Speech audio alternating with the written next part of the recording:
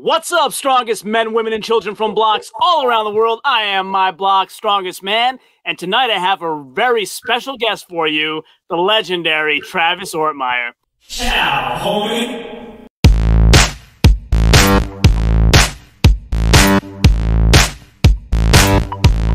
Welcome back to My Block's Strongest Man, where we bring strongman into the mainstream by discussing all of the latest strongman events in the greatest analytic detail that you'll find anywhere on YouTube. If you haven't done so yet, subscribe to this channel. Make sure to comment below whether you agree or disagree with my videos. I love the engagement, and I respond to every single comment. Now on to today's topic. So, I mean, speaking of stones, like, I just want to pick your brain. You probably have come across good stones in your time and bad stones. What makes a good quality Atlas stone?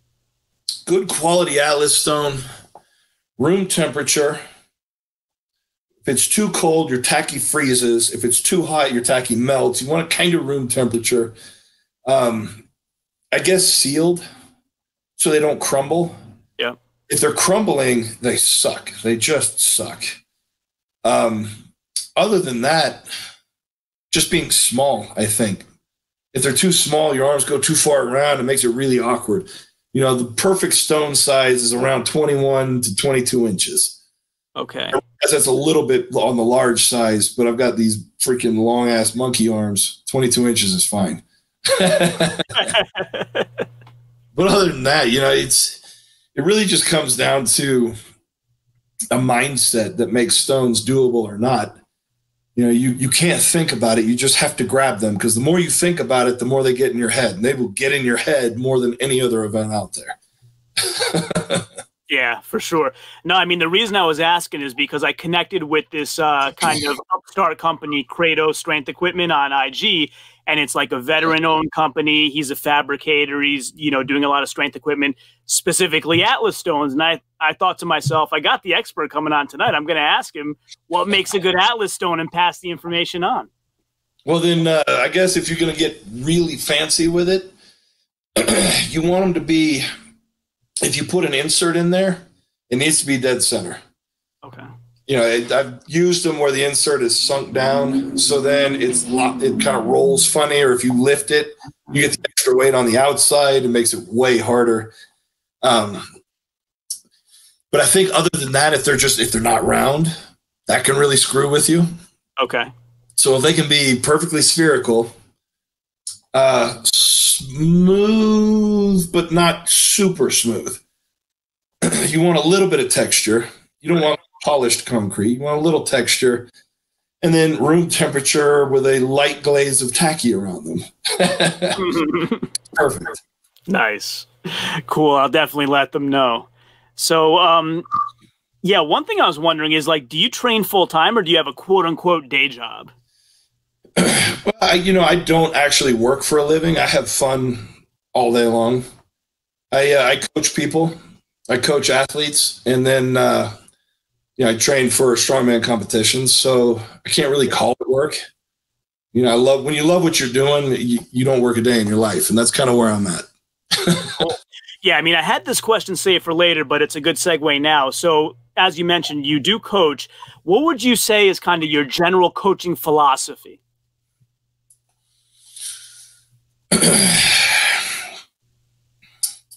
It's kind of a good question. And it evolves over time. The more I coach, the more I learn. That would probably be a good one. Always learning, and then applied knowledge. You know, you can study all these things all day, but none of them are any good unless you apply that knowledge. And you have to test it. And you gotta be able to integrate that theory on so many different levels, because everybody's freaking different. You got to be able to, you know, talk them through mentally, change things physically. But as far as, you know, I guess a philosophy or general ideology, if you're going to want me to coach you, you already have to be intrinsically motivated. Because part of the reason I got out of coaching people in person was because I don't like sitting there and saying, okay, well, let's stop talking and let's get on your next set. Let's get to this. Okay, let's get back on track. Fuck that.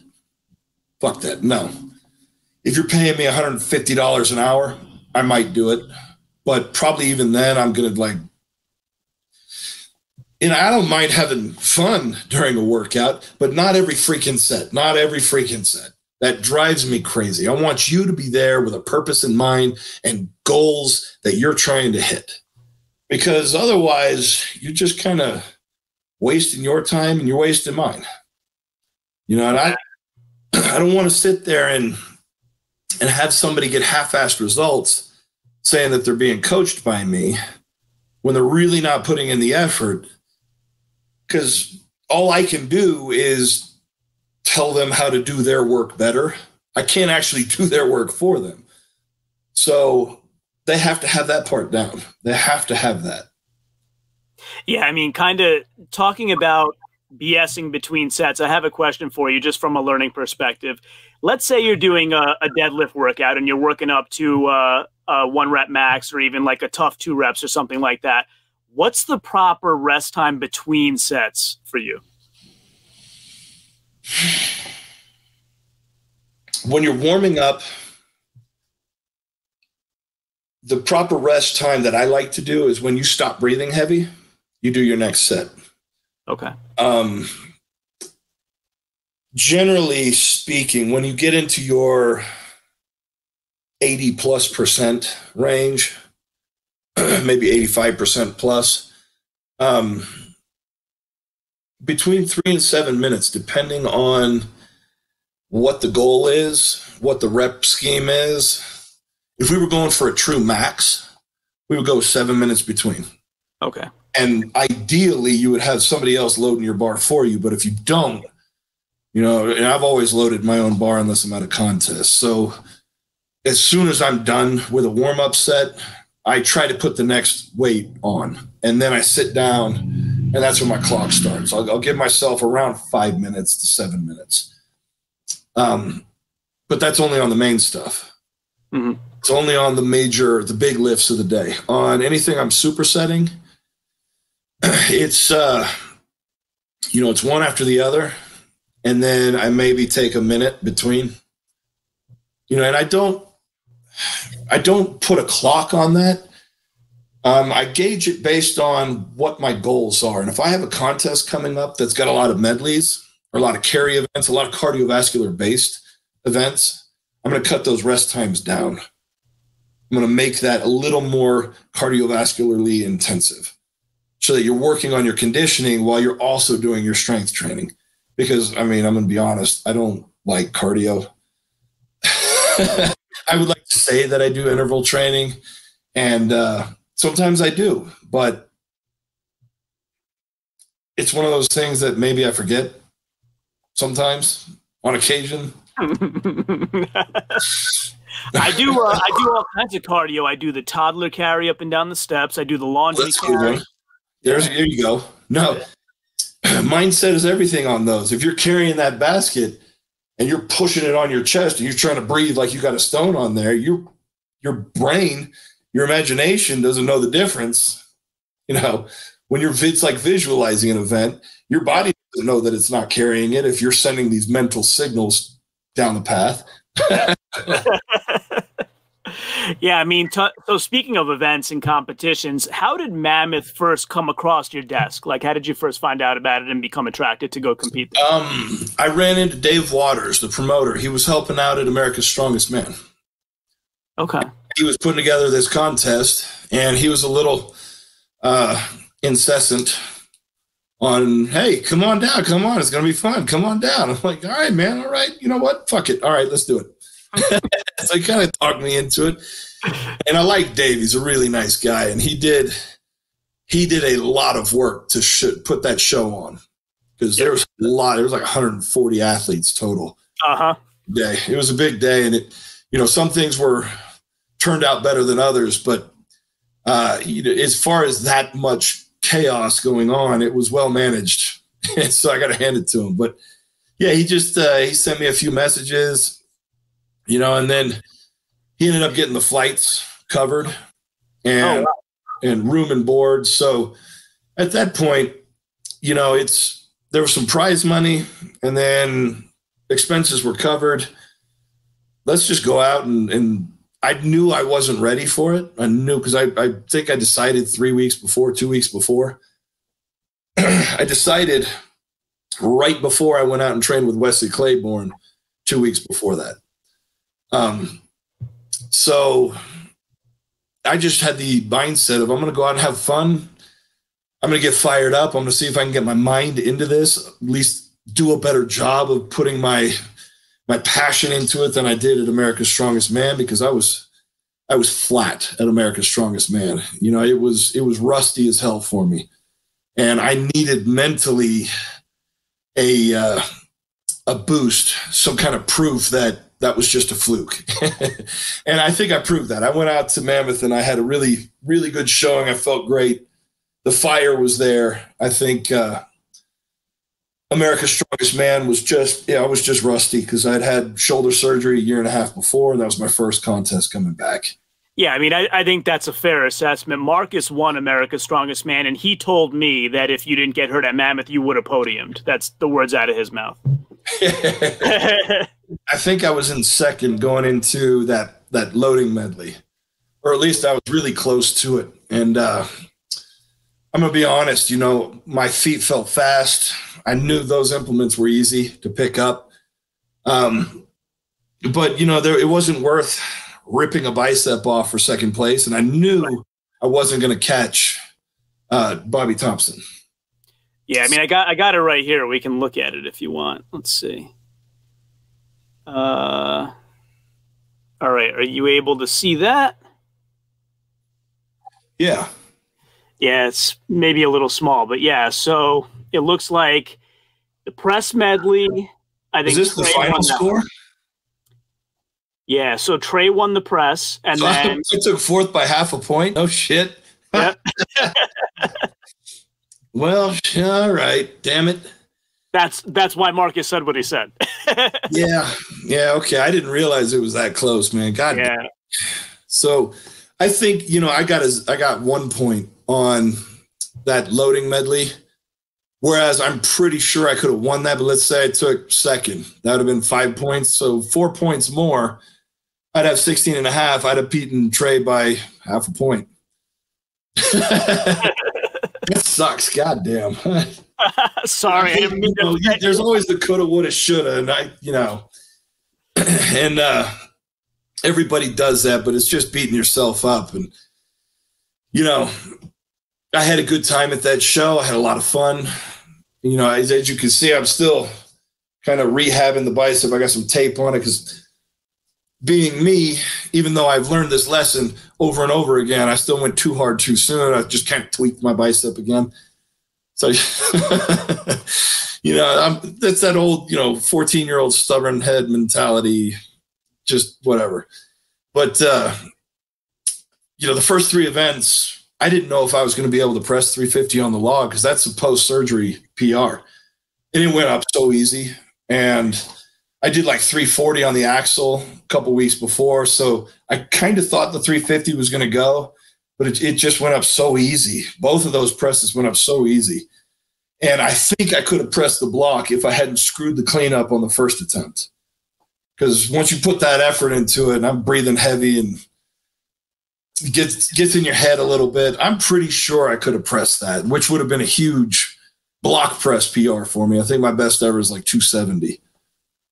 Yeah, I actually talked to a couple of guys, Marcus, Jamie Wilson, and so forth, about why the Gabby Bergholzer, about why the block press is like such a problem for people, Jessica Fithen, for example. So I talked to a lot of people about it, actually.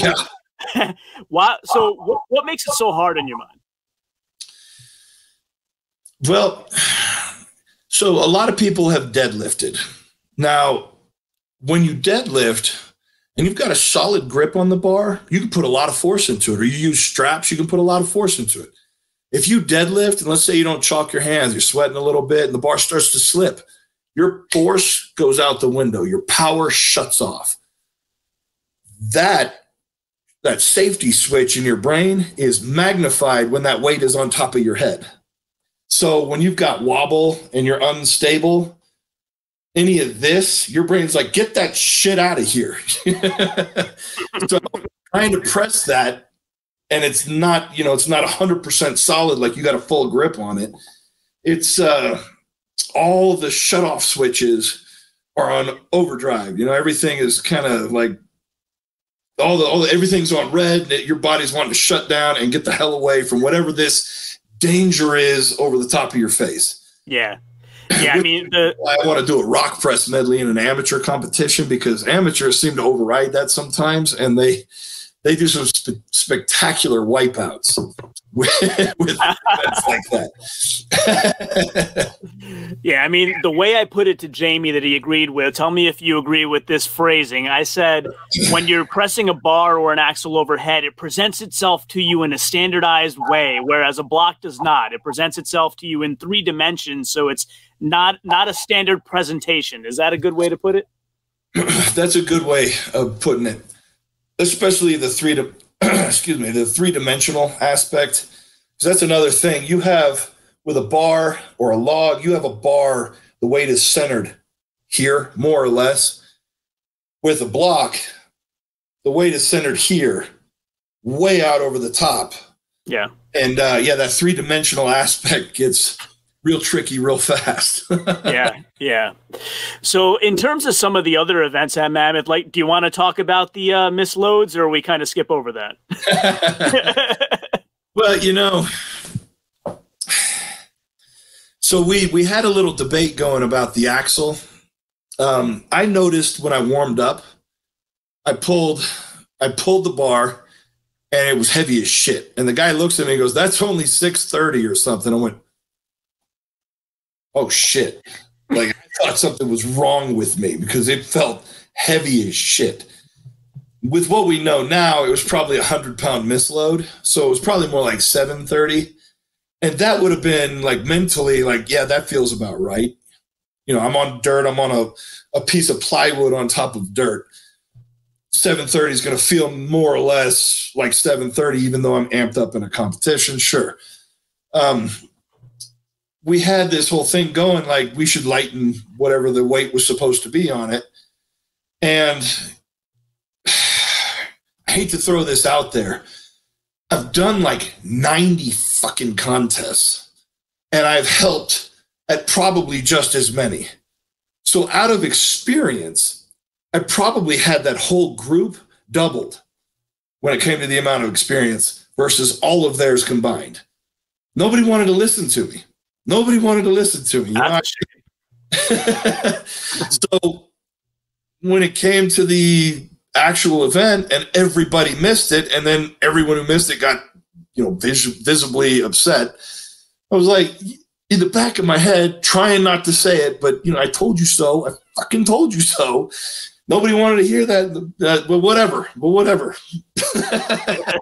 Yeah, I mean, even Bobby, who made it all the way through the deadlift medley, you could see him afterward. I was watching on the live stream, walking through it. You can almost hear him thinking, like, what am I looking at here? What the hell just happened? Yeah, exactly.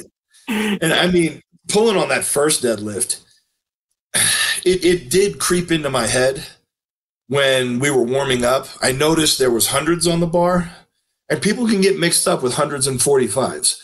They had hundreds, they had 45s, and they had kilo plates on the bar.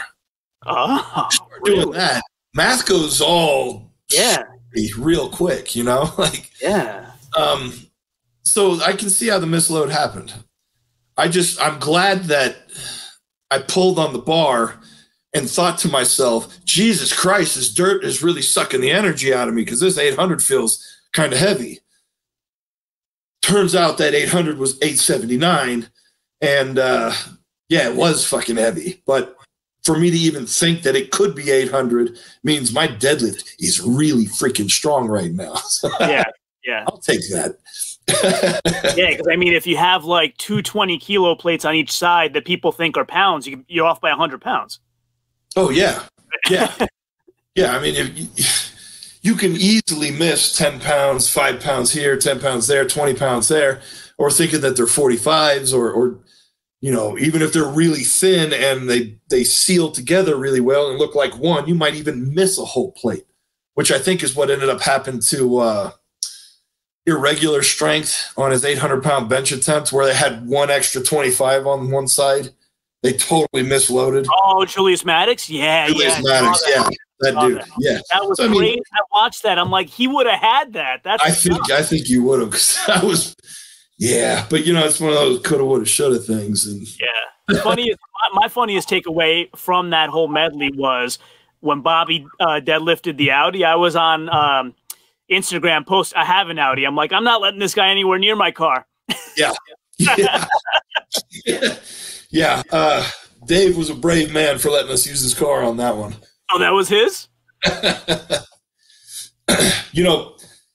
They added 3 45s to each side, like 6 total 45s to that car deadlift.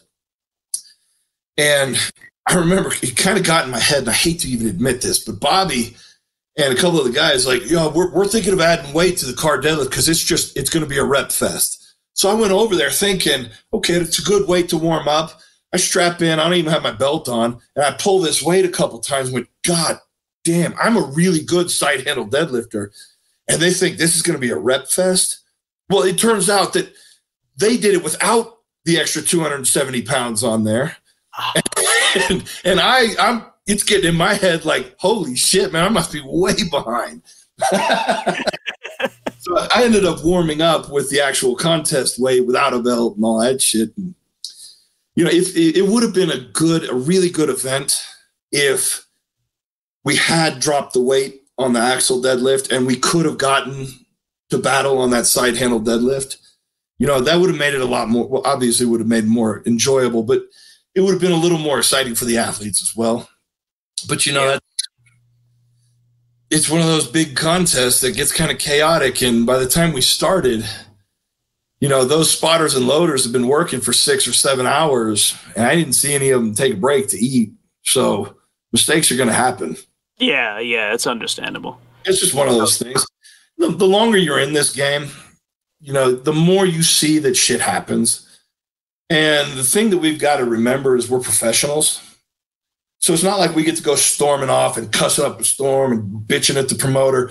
That's just not the way it's done. That's not the way it's done. He did a great job promoting. I had a great time. I enjoyed the show.